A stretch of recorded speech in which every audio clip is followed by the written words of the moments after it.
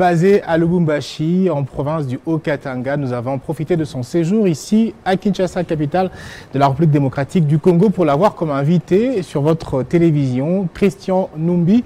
Et notre invité, président fédéral AFDC dans la province du Haut-Katanga. Bienvenue. Merci, cher frère. Nous souhaitons la bienvenue à Kinshasa pour votre séjour. Alors, vous êtes le patron du parti cher Amodesto Bahati Lukwebo dans la nouvelle province du Haut-Katanga. C'est une très grande responsabilité. Première question, pourquoi vous? En fait, pourquoi nous? Principalement, d'abord, c'est la grâce de Dieu. Vous savez, nous sommes dans un grand parti où il y a beaucoup de ressources intellectuelles, mais Dieu a souhaité que ce soit nous. Deuxièmement, parce que nous sommes dans un parti qui travaille pour la promotion de la jeunesse. Nous avons un chef de parti, une autorité morale qui pense qu'avec la jeunesse, les choses pouvaient bien marcher. Voilà les deux raisons, et je crois qu'il y en a tant d'autres. Et ça ne dépendait que de lui aussi, parce que c'est lui qui a fait les choix. Mais moi, je crois que principalement, c'est Dieu et les soucis de la promotion de la jeunesse qui a milité pour notre désignation comme responsable de ces grands partis au Katanga. Alors, acteur politique, vous l'êtes. Oui. Vous êtes également responsable d'une église. Vous êtes un homme de Dieu. En 2-3 mots, qu'est-ce qu'on doit savoir à ce sujet? Important de le dire parce que je crois que l'Église a une responsabilité dans ces pays. L'Église a une responsabilité dans ces pays. Je crois que pendant très longtemps, les pasteurs ont démissionné de leur rôle. Les pasteurs n'ont pas joué leur rôle. Les pasteurs ont considéré le domaine politique comme étant un domaine des païens, des sataniques, des mystiques, ainsi de suite. Par contre, l'Église doit s'impliquer dans la chose politique pour aider, n'est-ce pas, ces pays à décoller. Voilà pourquoi nous nous sommes décidés, en sus de notre rôle pastoral, de nous mettre aussi dans les domaines politiques pour aider ces pays. Voilà. Est-ce qu'il n'y a pas incompatibilité? Est-ce que ça ne fait pas qu'un homme de Dieu essaie de sortir de la Bible pour peut-être les intérêts d'un groupe et pas de l'autre? En fait, si nous rentrons dans la définition même de la politique, scientifiquement parlant, c'est l'art de gérer la cité. N'est-ce pas? Quand on fait de la politique, on doit gérer la cité. Et je crois que le premier gestionnaire de la cité, c'est Dieu lui-même. Avant les rois, il y avait les juges. Il n'y avait pas de rois, c'est Dieu qui gérait. Et Dieu a fonctionné avec des politiciens en Israël et en dehors d'Israël. Donc il y a beaucoup d'exemples dans la Bible. Je ne crois pas qu'il y ait incompatibilité entre le rôle pastoral et le rôle politique. Parce que le pasteur, il a une double mission de gérer, c'est un leader d'opinion. Il a une mission de Dieu de mener les brebis vers le bon chemin, vers le bon pâturage. Je crois qu'il n'y a pas incompatibilité. Alors on va parler actualité. L'actualité est très riche en politique ici en République démocratique du Congo, surtout que nous sommes à quelques jours du début de la campagne électorale, mais également à quelques semaines de la tenue du scrutin prévu pour le 23 décembre 2018. Alors, vous êtes cadre au sein de la FDC, je rappelle le parti cher Amodesto Bahati Lukwebo. Alors la FDC a signé la charte du FCC. Alors le candidat à la présidentielle, c'est Emmanuel Ramazani Shadari. Quelles sont les chances du FCC dans le Haut-Katanga? Comment ça se passe? Comment vous vous préparez? Est-ce que votre candidat a plus de valeur pour l'emporter? En fait, par rapport au Katanga, je crois que notre candidat Emmanuel Ramazani Shadari a beaucoup de chance. Pourquoi je dis qu'il a beaucoup de chance? Parce que finalement, la population katangaise est fatiguée de la vieille politique. J'appelle vieille politique basée sur le tribalisme, basée sur les injures, basée sur, n'est-ce pas, une motivation qui nous poussait à croire qu'on ne peut que se développer entre Katangais. Et les Katangais ont compris que cette politique est vieille. Maintenant, il faut travailler pour que nous soyons aussi acteurs dans le développement du Congo. Pas question de séparer le Katanga au Congolais. Ces histoires-là sont révolues, je vous dis. Il y a une vague, n'est-ce pas, de politiciens jeunes et chrétiens, dont moi je fais partie. Nous avons la responsabilité de veiller à la conscience katangaise. Et nous sommes en train de comprendre que l'avènement du président de la République, qui est katangais, il est venu avec d'autres idées. Un nationaliste, un patriote. Et beaucoup de Katangais ont épousé sa politique. Et je vous rassure qu'aujourd'hui, tout Katanga sera derrière Emmanuel Shadari. Parce que nous avons évalué. On a fait le bilan de cette vieille politique, on a compris que les Katangais n'ont rien gagné. À part des promesses qui ne nous ont pas amenés au résultat. Mais en regardant la politique du chef de l'État, la politique qui sera, n'est-ce pas, qui va connaître une continuité avec Emmanuel Shadari, nous avons compris qu'il faut impérativement suivre sa volonté. Et aujourd'hui, j'aimerais assurer notre candidat du FCC qu'au Katanga, il n'y aura pas beaucoup de choses à faire. Parce que lui-même, il a fait la majeure partie de sa vie au Katanga. Il a étudié au Katanga. Il connaît les Katangais. Il a les discours appropriés qu'il faut donner aux Katangais. Voilà, globalement, ce que nous voulons dire. Pourtant, jusque-là, on voit plus le FCC briller à Kinshasa. Le Katanga, en termes politiques, c'est la deuxième province qui a de l'influence après Kinshasa. Mais on ne sent pas trop le Katanga... on ne sent pas trop le Katanga debout au profit de Shadari jusque-là. Non, non, non, non. Écoutez, il ne faut pas juger le Katanga par rapport aux réseaux sociaux. Ça, c'est un mensonge. Les Katanga ne fonctionnent pas dans les virtuels. Nous sommes dans les concrets. Nous sommes dans la réalité. Et cette réalité-là, elle est silencieuse. Mais si vous venez aujourd'hui, je crois que vous serez surpris. Les gens ont compris finalement. Les gens ont compris finalement. Je vous parle en tant qu'un vrai Katangais. Un Katangais éveillé qui a compris les choses, qui a analysé les passés et qui comprend le présent et qui se dit avec le futur, voilà ce que nous devons faire. Donc je comprends qu'aujourd'hui, les Katanga qui est jugé par rapport aux réseaux sociaux et les Katanga en réalité sont deux choses différentes. La réalité sur terrain, elle est alors je confirme que le président de la République, il est le patron du Katanga. Il est terriblement aimé et tout ce qu'il dit constitue pour nous une parole d'évangile. Quelques mécontents, quelques aigris qui n'ont pas encore compris, ils passent tout leur temps sur les réseaux sociaux pour raconter des choses. Vous allez voir qu'au Katanga, je suis très convaincu que notre candidat, s'il fait moins de 90%, je serais très étonné. Il n'y a pas des challengers sur place qui font peur? Bon, je vous dis qu'il peut y en avoir, mais le problème, c'est cette compréhension actuelle des Katangais par rapport à la politique. On a quitté cette politique sécessionniste, cette politique tribale. Maintenant, on est rentré dans la politique... au profit du Congo. Au profit du Congo. Cette politique, n'est-ce pas, basée sur le nationalisme, basée sur le patriotisme. Et l'idéal pour ça, pour nous, c'est Joseph Kabila. Il a donné un autre son. Il a donné une autre façon de voir les choses aux Katangais. Et les Katangais ont épousé volontiers cette façon de faire la politique. Alors vous êtes de la FDC. AFDC, FCC, c'est la même chose parce que c'est la même famille politique. Le FCC, c'est la grande coalition électorale qui doit porter Emmanuel Ramazani Shadari à la magistrature suprême.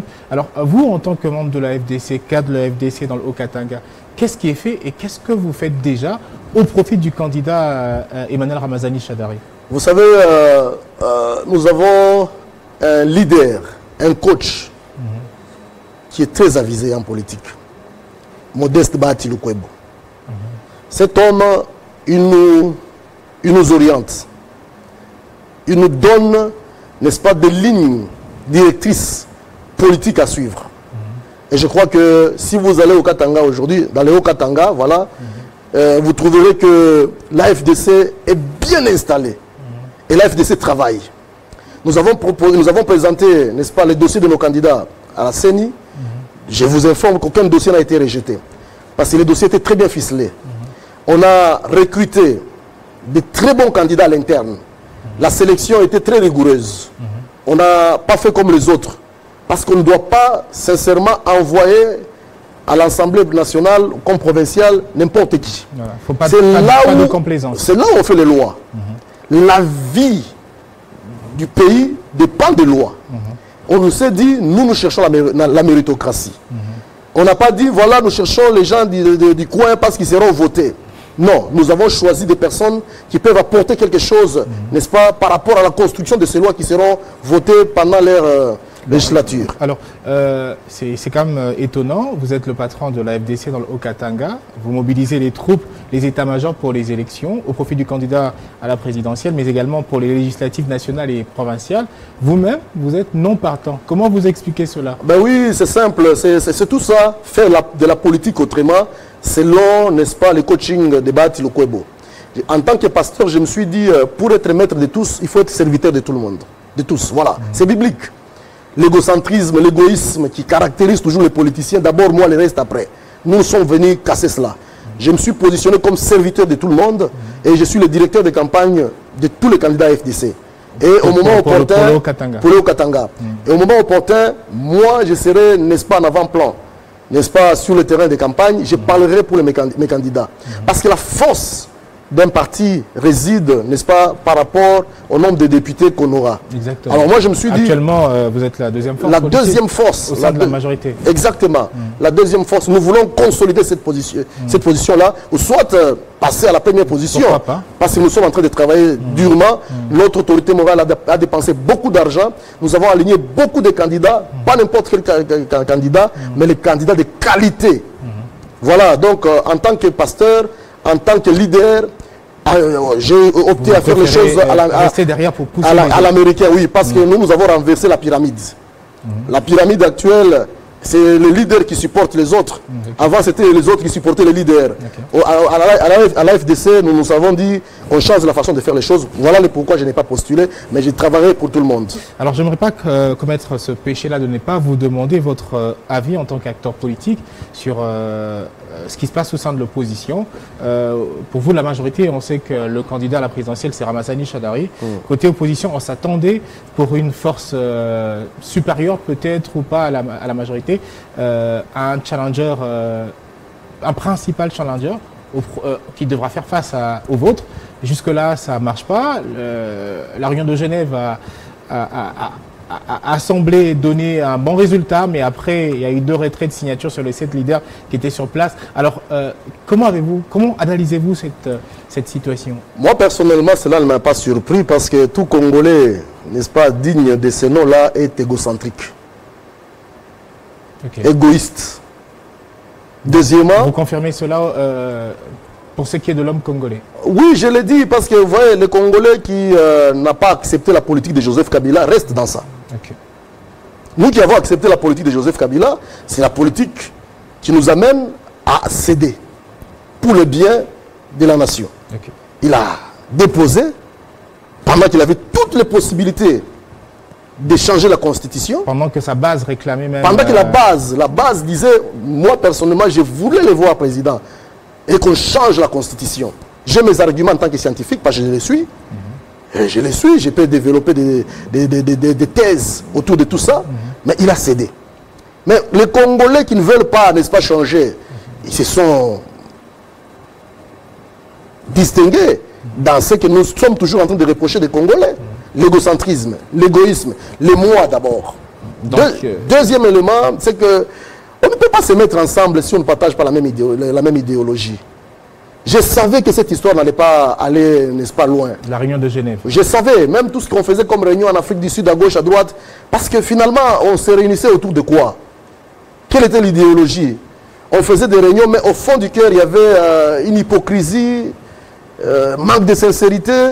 Voilà, et aujourd'hui, nous comprenons que leur préoccupation, ce n'est pas le peuple congolais. Ça, c'est votre analyse. Alors, donc, pour vous, il y a un peu plus d'irresponsabilité, si on doit utiliser ce terme-là. Du côté de l'opposition, on est plus pour les intérêts personnels et non au profit de... Irresponsabilité, non, peut-être manque de patriotisme, ne pas savoir ce qu'on cherche, parce qu'un politicien, c'est un serviteur.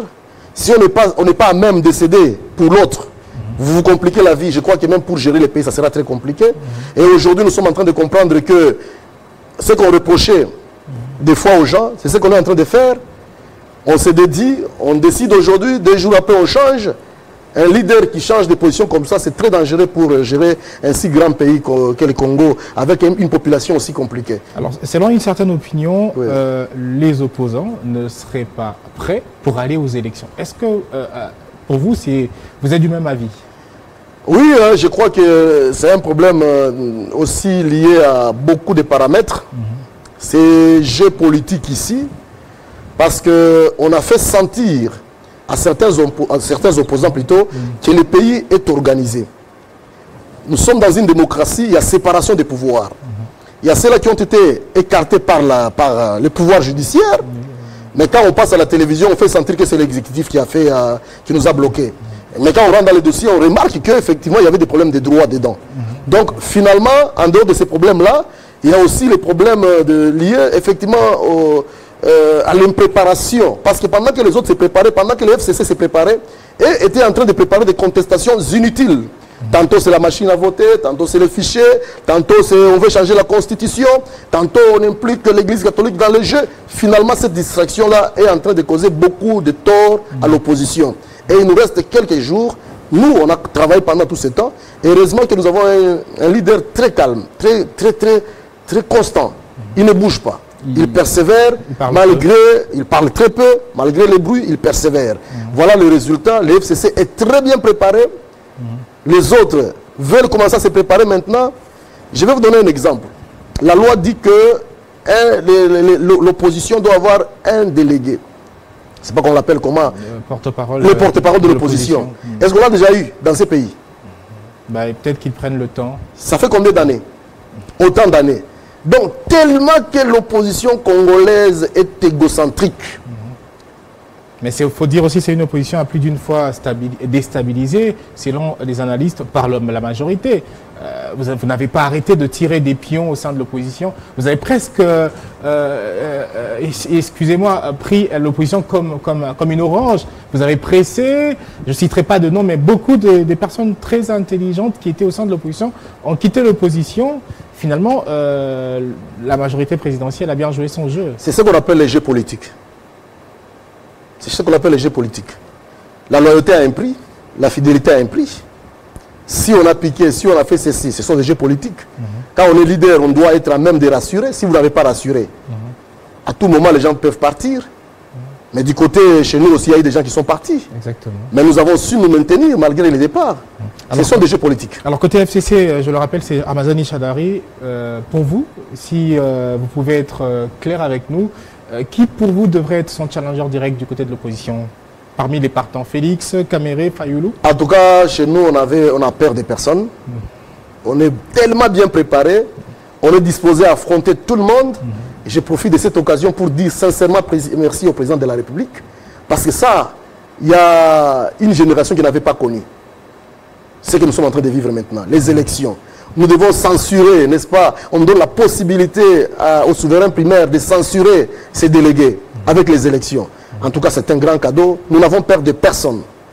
Félix, Kamere, je ne sais pas qui, tout celui qui se présentera au nom de l'opposition, je crois qu'avec la préparation que nous sommes en train de faire et l'organisation de la campagne qui pointe déjà à l'horizon, je crois que nous n'avons personne de personne. On n'a pas de préférence, mais ce qui est vrai, nous aurons la victoire. Voilà. Alors, on va parler de la province du Haut-Katanga. On a eu Moïse Katumbi, un gouverneur qui a beaucoup été chanté par la majorité.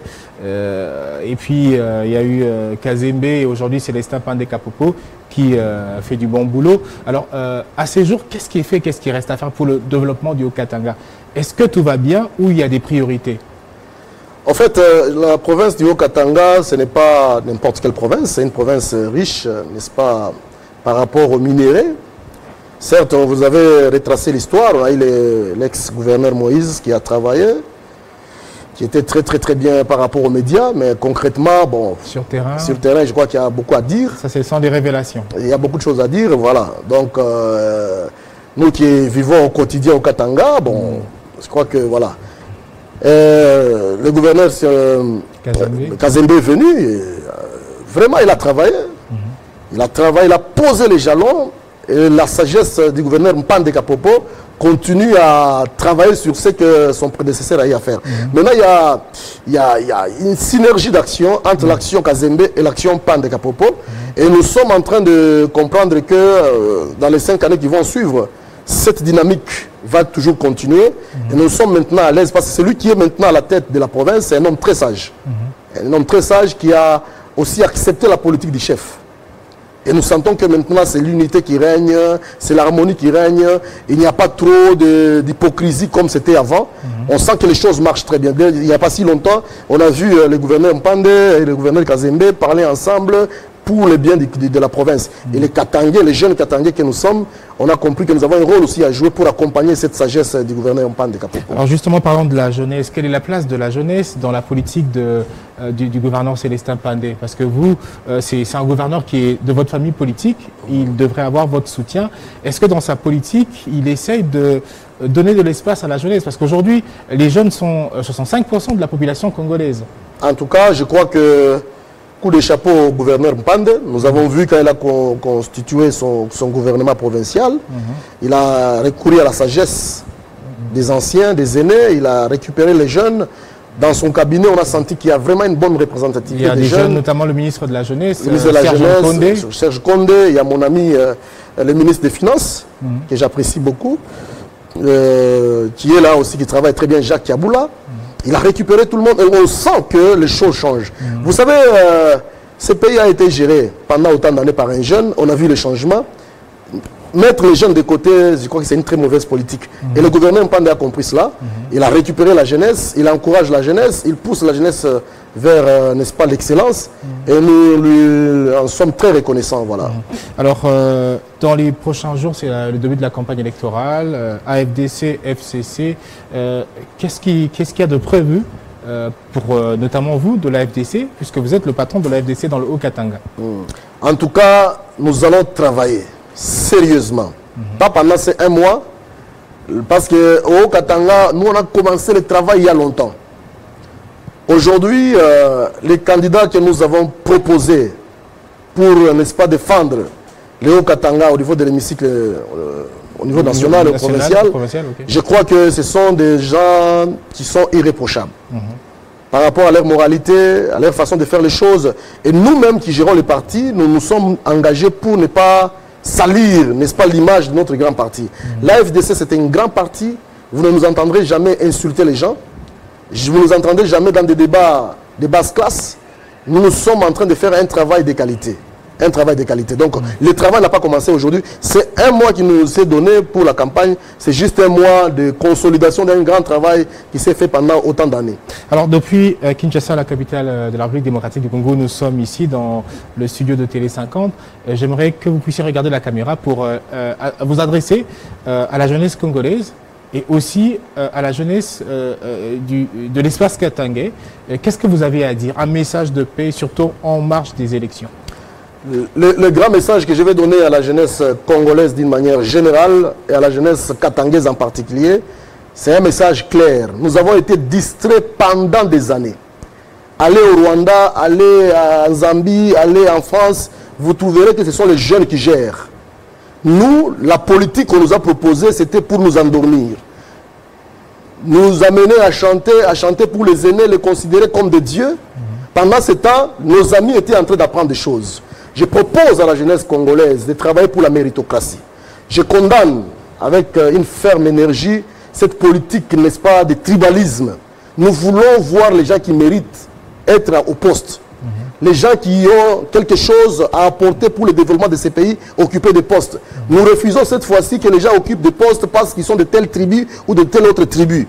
Le président de la République est venu changer cette façon de faire les choses. Je combats énergiquement le tribalisme et j'appelle, n'est-ce pas, les jeunes Congolais à se réveiller, à se libérer, à se délivrer de cette vieille politique qui nous trompait, qui nous induisait en erreur, et que nous puissions, comme les autres jeunes des autres pays émergents, que nous puissions nous réveiller visant la compétence et la méritocratie. Nous devons nous former et chacun doit faire mieux ce qu'il fait aujourd'hui au lieu d'être distrait par la vieille politique qui nous a vraiment fait perdre beaucoup de temps par rapport au concert, n'est-ce pas, de la mondialisation. Christian Numbi, président fédéral AFDC dans le Haut-Katanga, merci de votre passage dans nos studios. Je remercie Télé 50, je remercie les DG, je remercie aussi tous les journalistes et je félicite Télé 50 parce que c'est une chaîne qui m'impressionne.